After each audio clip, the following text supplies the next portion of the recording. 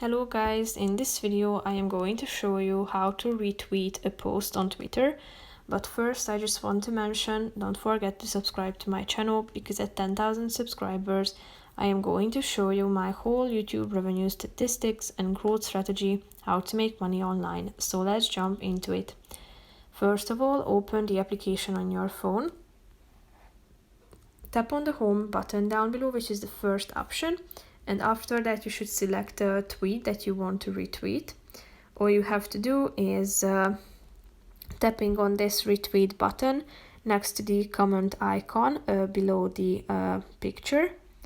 As you can see, there is two options and you should tap on the retweet button. So now you have retweeted this post. So if you go to your profile, you will be able to see it that you have retweeted. If you want to undo this retweet, tap on the same button and click on undo retweet. So now it has disappeared from your tweets. That's pretty much it for this video, guys. I hope you found it helpful. If you did, consider subscribing and see you in the next video. Bye bye.